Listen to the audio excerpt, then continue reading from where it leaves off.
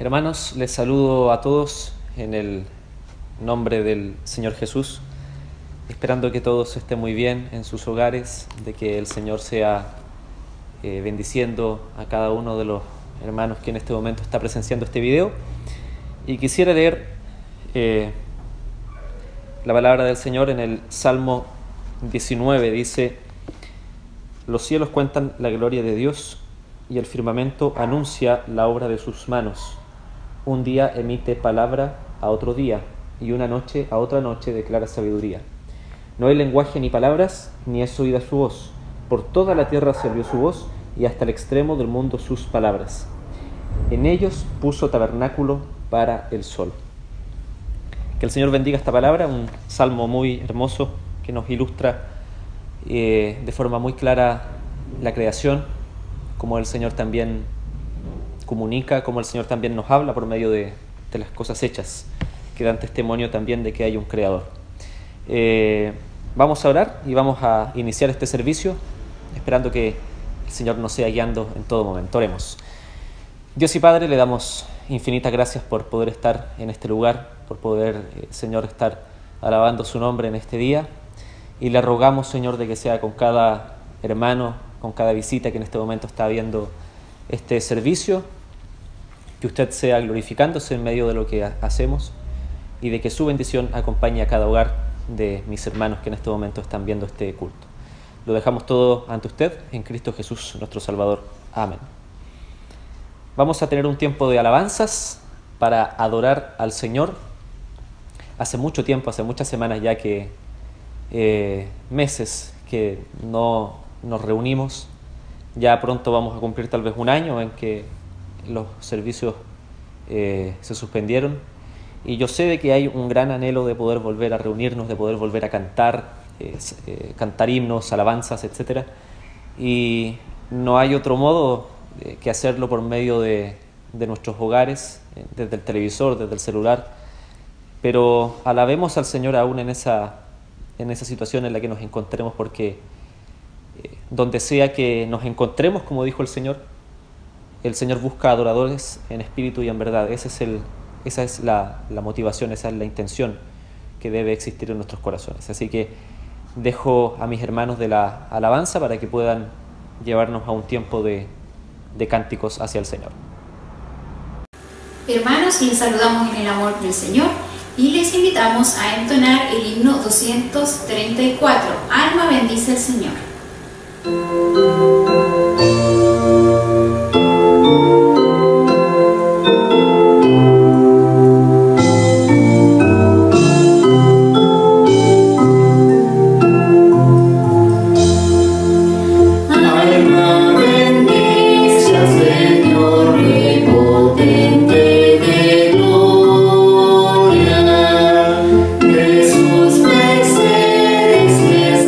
Viva en ti la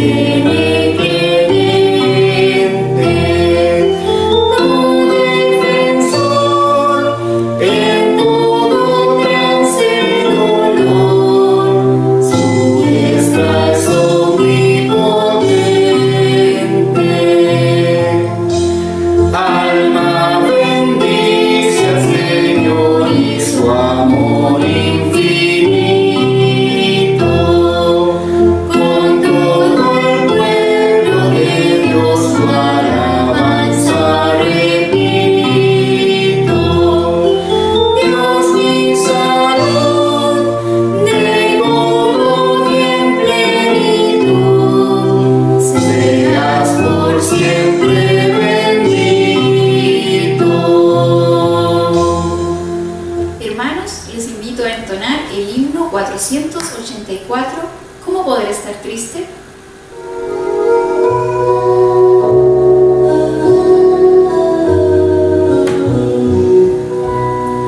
¿Cómo podré estar triste? Como entre sombras y cómo sentirme solo y en el dolor vivir. Si Cristo es mi consuelo, mi amigo siempre fiel, si aún las aves tienen seguro asilo en él, si aún las aves tienen seguro asilo en él, feliz cantando alegre, yo vivo siempre así, si él cuida de las aves, cuidará también de mí. Nunca te desalientes, oigo al Señor decir,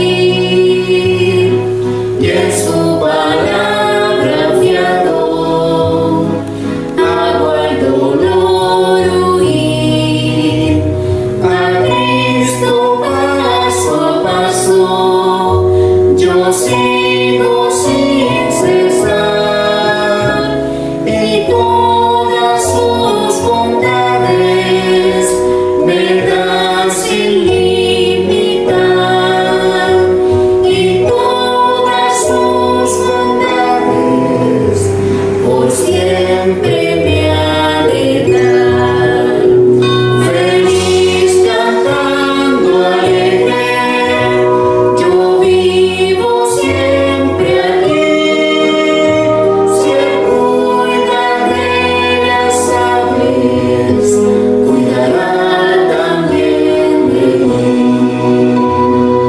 Siempre que soy tentado, o si en la prueba estoy, más cerca del camino y protegido voy. Si en mí la fe desmaya y sufro de ansiedad, tan solo él me levanta, me da seguridad. Tan solo él me levanta, me da seguridad. Feliz cantando alegre, yo vivo siempre aquí, si él cuida de las aves, cuidará también de mí.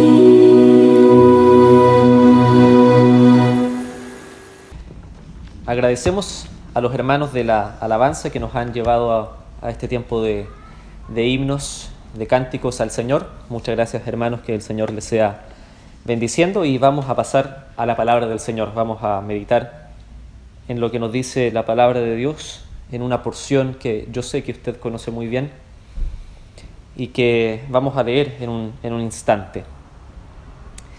La amistad es como una planta, dicen algunos. ¿He escuchado alguna vez esa frase? La amistad es como una planta. Si uno cuida la planta, esta puede crecer, puede continuar con vida. Pero si uno descuida la planta empieza a secarse y a marchitarse. Eso es lo que dicen algunos con respecto a la amistad. Es una frase muy conocida y que intenta ilustrar de que la relación con nuestros pares debe ser siempre cultivada, debe ser siempre trabajada por cada uno de nosotros. Y en la palabra del Señor hay una promesa muy importante con respecto a nuestra unión con Él, a nuestra unión con Cristo, y que se relaciona con el amor que el Señor tiene para con nosotros. ¿Algo podrá marchitar el amor de Dios hacia nosotros? ¿Hay algo que puede producir algo como eso? lo cierto es que en la palabra hay una promesa muy grande que yo quisiera que estudiemos en esta ocasión. Romanos capítulo 8, versículo 35 y siguiente dice lo siguiente: ¿quién nos separará del amor de Cristo? ¿Tribulación o angustia o persecución o hambre? ¿O desnudez o peligro o espada? Como está escrito: por causa de ti somos muertos todo el tiempo, somos contados como ovejas de matadero. Antes, en todas estas cosas somos más que vencedores por medio de aquel que nos amó. Por lo cual estoy seguro de que ni la muerte, ni la vida, ni ángeles, ni principados, ni potestades, ni lo presente, ni lo porvenir, ni lo alto, ni lo profundo, ni ninguna otra cosa creada nos podrá separar del amor de Dios que es en Cristo Jesús, Señor nuestro. Amén. Que el Señor bendiga su palabra. Preciosa porción de la palabra del Señor que se encuentra en Romanos capítulo 8. Quisiera referirme un momento al contexto en el cual el apóstol Pablo escribe esta preciosa palabra en el capítulo 8 del libro de Romanos.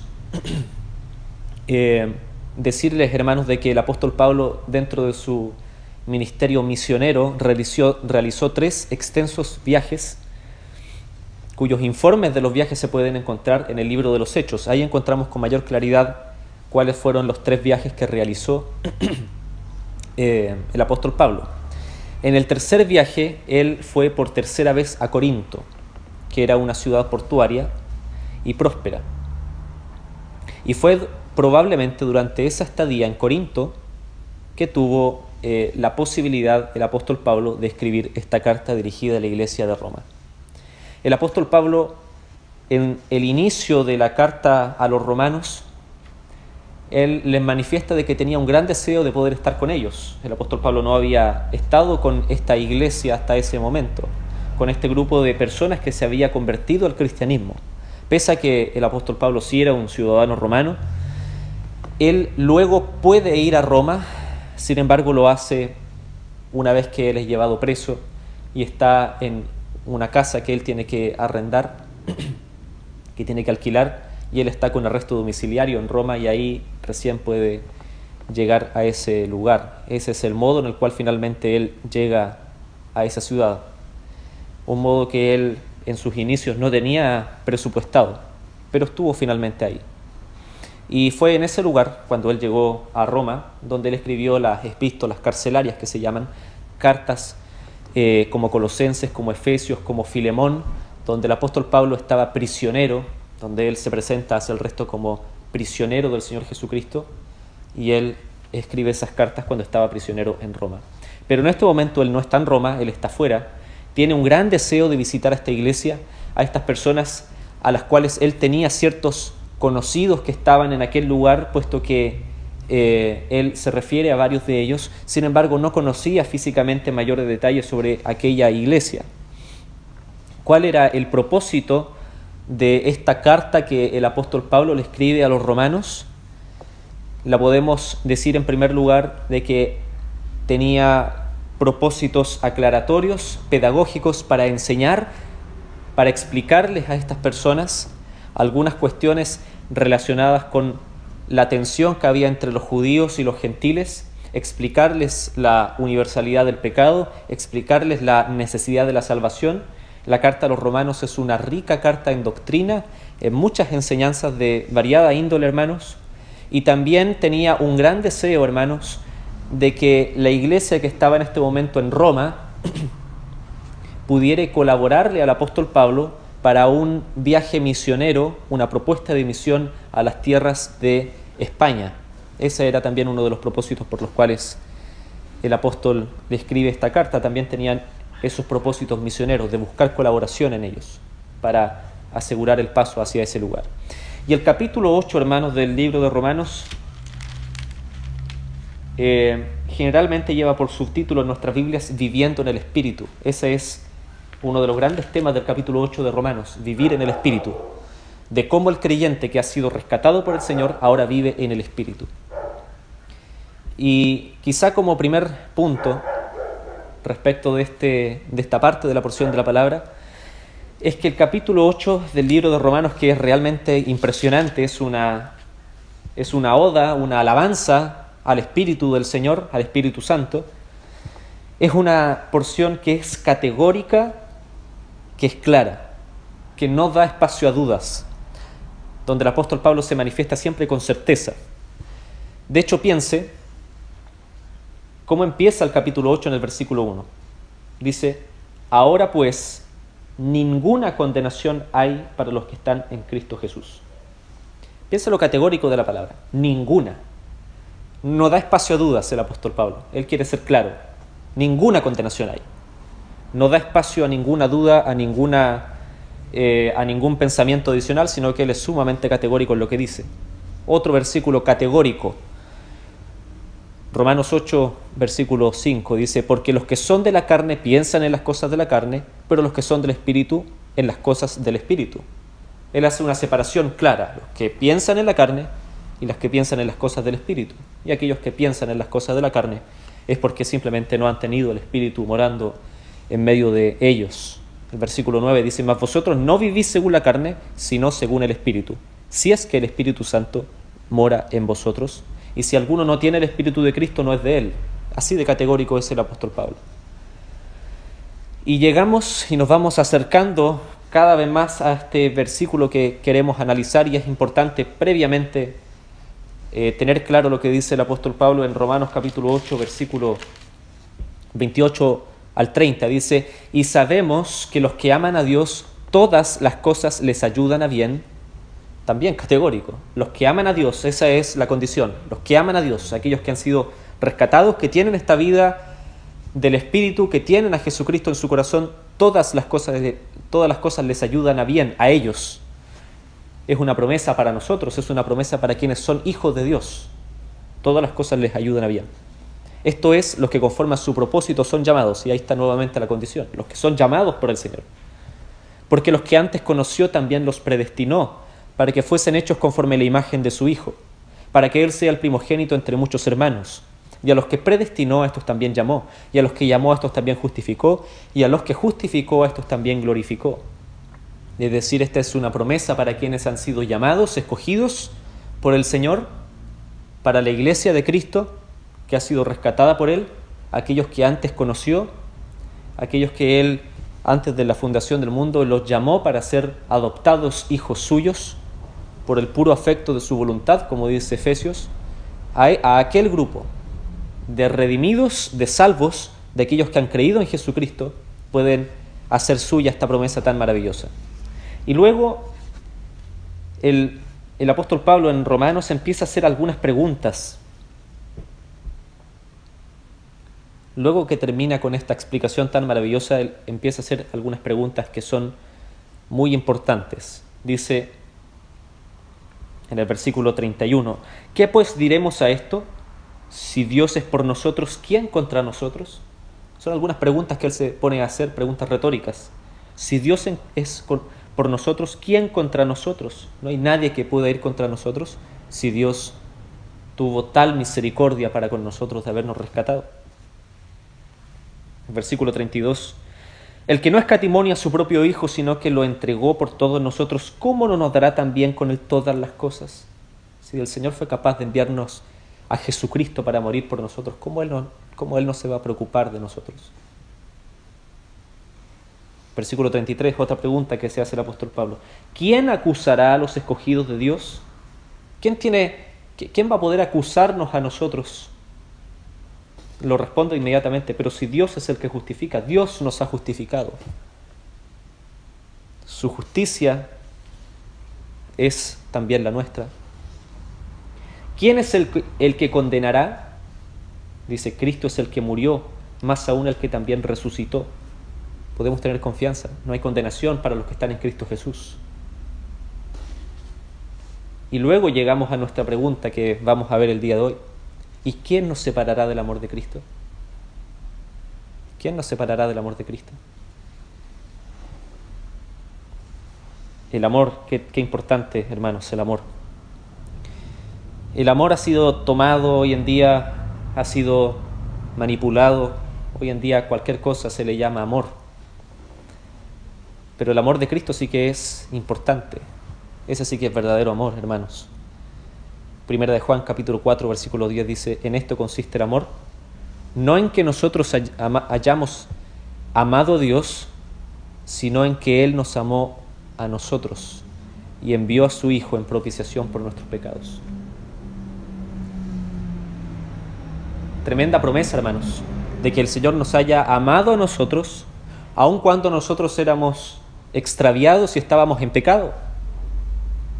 Efesios 2:1 dice: y Él os dio vida a vosotros cuando estabais muertos en vuestros delitos y pecados. O sea, el Señor nos amó estando nosotros todavía en la miseria. El Señor fijó su mirada amorosa en nosotros en esas circunstancias. Y Juan capítulo 15, versículo 13 dice: nadie tiene mayor amor que este, que uno ponga su vida por sus amigos. Eso fue lo que hizo el Señor, esa fue la obra maravillosa por amor que hizo por nosotros. ¿Quién nos podrá separar, por tanto, del amor de Cristo? Si el Señor ha hecho tal muestra de misericordia por nosotros, ¿quién podrá separarnos? Si no existe otra obra mayor que la que hizo Jesucristo. Si Él ya nos amó cuando estábamos en la miseria, ¿por qué ahora debería separarnos? Si Él nos ha rescatado. ¿Alguien podría creer, hermanos, que existe algo siquiera en este mundo que nos separe de su amor? No existe, no hay nada. Y el apóstol Pablo empieza a enumerar, hermanos, algunas cosas, algunas circunstancias, para dejar lo suficientemente claro de que nada nos podrá separar del amor de Cristo, de que no hay cosa que nos pueda separar de Él. Y Él dice: tribulación, o angustia, o persecución, o hambre, o desnudez, o peligro, o espada. Él empieza a nombrar estas 7 cosas para dejar lo suficientemente claro de que no hay nada que nos va a separar de Él. Y son 7 cuestiones, hermanos, que Él menciona y que son todas muestras de aflicción. Podríamos resumirlo como 7 tipos de aflicción en las que nosotros nos podemos encontrar, pero en las cuales el Señor aún así nos ama. Él empieza a nombrar la tribulación y la angustia. ¿Quién se ha sentido alguna vez atribulado con angustia? En esas circunstancias de tribulación, angustia, el Señor ha prometido de que no dejará de amarnos nunca. La persecución. En el Nuevo Testamento encontramos muchas advertencias, hermanos, sobre la persecución. De que en estos tiempos muchos vamos a ser perseguidos. No necesariamente, hermanos, pensemos en una persecución de violencia. Hay otro tipo de persecuciones que también nosotros podemos vivir. Ese tipo de persecuciones el Señor también ha prometido estar con nosotros. Hambre. La palabra que se utiliza en el original es hambruna. Aparece por primera vez esta palabra, hermanos, en Mateo capítulo 24, versículo 7. Dice: habrá hambres y terremotos en diversos lugares. Es decir, estamos hablando de una hambruna cuando estamos en necesidad. La tribulación, la necesidad, la carencia. Cuando hay carencias en nuestra vida, el Señor también está con nosotros. Podemos ser perseguidos, podemos estar en angustia, en tribulación, en tiempos difíciles. Podemos tener carencias de mucho tipo y el Señor está con nosotros. Lo mismo sucede con la desnudez. Cuando estamos con carencias, cuando tenemos ciertas necesidades que todavía no han podido ser satisfechas, el Señor también está con nosotros en tiempos de desnudez. Peligro o espada, también la muerte. El Señor dijo que Él no venía a traer paz, sino espada. Es decir, situaciones donde van a haber contiendas, donde van a haber malos entendidos, donde va a haber persecución, donde van a haber peligros, donde puede haber incluso muerte. Bueno, el Señor también está ahí junto a nosotros. En ninguna de estas circunstancias, hermanos, dejamos de ser amados por Dios. Y eso es algo importante porque también nos recuerda a otra cosa, de que en ninguna de estas circunstancias que nos encontremos significa que Dios nos está amando menos. Alguno puede encontrarse en tribulación, en angustia, en carencias, en peligro, y alguien podría decir: Señor, por favor, ámame más. ¿Por qué estás disminuyendo tu amor hacia mí? Bueno, lo que dice esta palabra es precisamente lo contrario, de que el Señor, aún en aquellas circunstancias, está teniendo su amor completo hacia nosotros. Es una maravillosa promesa. El Señor no ha disminuido su dosis de amor por encontrarnos en tribulación, en angustia, en persecución, hambre, peligro, espada. El Señor sigue teniendo el mismo amor por nosotros en aquellas situaciones. ¿Y cómo podemos corroborar esta palabra? Versículo 36 dice: por causa de ti somos muertos todo el tiempo, somos contados como ovejas de matadero. El Señor nos aseguró de que nosotros viviríamos tiempos de persecución y tiempos de mucha angustia. Eso es lo que refleja este salmo que se cita aquí, de que nosotros pasaremos aflicción acá en el mundo. Es un recordatorio que nos hace un paréntesis el apóstol Pablo, pero luego en el versículo 37 nos da la seguridad: antes en todas estas cosas somos más que vencedores, y aquí viene lo que hay que recalcar: por medio de aquel que nos amó. Podemos ser vencedores en aquellas circunstancias por medio de aquel que nos amó. Él no nos ha dejado de amar en aquel momento. Ahí hay un recordatorio importante. Si alguno hermano en este momento, si algún hermano que esté presenciando nuestro servicio se encuentra en algunas de esas circunstancias de tribulación, de angustia, persecución, hambre, desnudez, peligro, espada, etc., tiene que tener la certeza de que el Señor no lo está dejando de amar y de que Él puede ser victorioso por medio de aquel que te amó.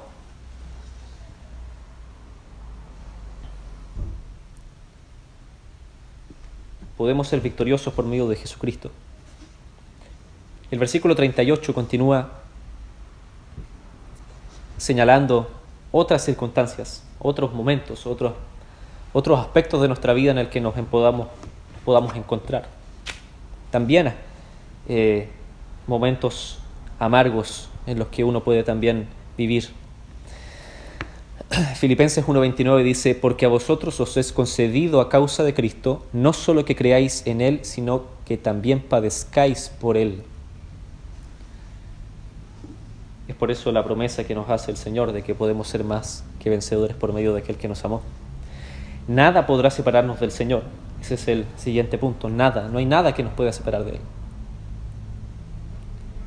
Y yo les había dicho al inicio que esta es una porción de la palabra de Dios, y el libro de Romanos es una porción donde el apóstol Pablo habla con certeza, con seguridad, no hay dudas. De ese modo comienza el versículo 38. Por lo cual estoy seguro. Él está completamente seguro, hermanos. Él no quiere dudas. Estoy completamente seguro de que ni la muerte ni la vida, ni ángeles, ni principados, ni potestades. Y continúa. Él expresa seguridad, hermanos, nuevamente. Y él, vaya que sabía de aflicciones, el apóstol Pablo. Él vivió todo esto. Él en este momento, en esta porción de la palabra de Dios, él nos está dando una pequeña biografía, una autobiografía más bien del mismo. Todo lo que él vivió. Y que en más de una ocasión él lo relata. Azotes, hambre, naufragios, etc. Todas cosas que él mismo vivió, él lo podía comprobar, y aún así él se declaraba vencedor. Proseguía a la meta, al supremo llamamiento del Señor.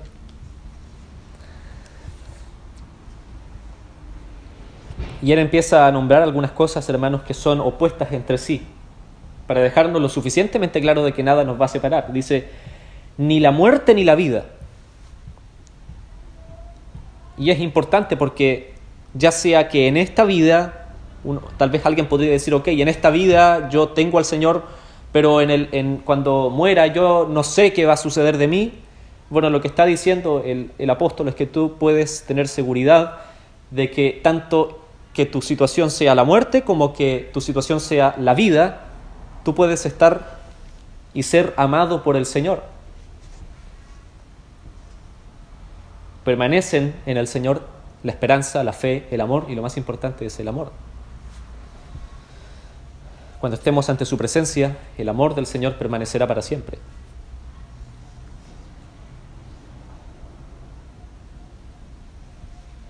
Ni la muerte ni la vida. en este mismo libro de Romanos, algunos capítulos más adelante, en el capítulo 14, versículo 8, dice: pues si vivimos, para el Señor vivimos, y si morimos, para el Señor morimos. Por tanto, ya sea que vivamos o que muramos, del Señor somos. Promesa: si vivimos o si morimos, del Señor somos. Y si somos del Señor, somos amados por Él. Continúa con más ejemplos, con más palabras. Dice: ni ángeles, ni principados, ni potestades. El apóstol Pablo se está refiriendo al mundo angelical, a la otra dimensión, a una dimensión diabólica, de seres angelicales caídos que nos intentan separar, que intentan afectar, interrumpir los planes del Señor, pero que no lo logran hacer. La sentencia, hermanos, para Satanás y sus demonios ya fue dictada. Solamente lo que falta de esa sentencia que ya fue dictada es que se lleve a cabo en algún momento, y que se va a llevar a cabo cuando el Señor venga. Esa sentencia el Señor ya la dictó. La derrota de Satanás ya fue realizada. Por eso podemos ser más que vencedores. Satanás, hermanos, es un enemigo, pero es un enemigo derrotado. Los demonios son enemigos, pero son enemigos derrotados. No, nunca perdamos de vista aquello. Ellos no pueden interrumpir el amor que el Señor tiene para con nosotros. Nuestras promesas, hermanos, las promesas del Señor hacia nosotros están aseguradas. No hay nada en el mundo que pueda entorpecer las promesas que el Señor tiene maravillosas para nosotros. Ni lo presente, ni lo porvenir. Ni lo presente, ni lo porvenir. El presente, sea cual sea en el que estemos viviendo, y el porvenir, que no lo sabemos. El futuro es un misterio. Solamente el Señor lo sabe. Y eso es suficiente para nosotros de saber. Es suficiente tener completa certeza de que el futuro le pertenece al Señor y que nosotros podemos estar confiados porque Él nos va a seguir amando. Eso debe traernos tranquilidad, paz. Eso era lo que una de las razones por las cuales el salmista podía dormir tranquilo. Porque él sabía que el Señor le amaba, que estaba con él.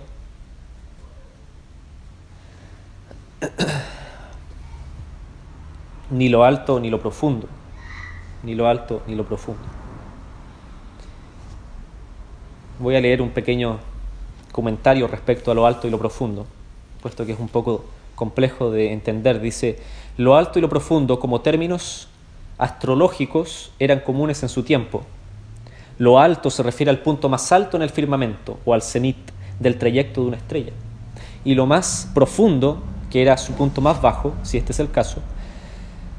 La idea es que el amor de Cristo mantiene asegurado a un creyente desde el principio hasta el final del transcurso de su vida. Tanto en términos espaciales, en cualquier dirección, el Señor nos sigue amando. En lo alto o en lo profundo. En cualquier situación, en cualquier lugar en el que nos encontremos, el Señor sigue teniendo su amor para con nosotros. Y nos intentamos poner, hermanos, en el caso del apóstol Pablo escribiendo esta carta, porque él termina nuevamente de forma categórica, como al parecer es su estilo.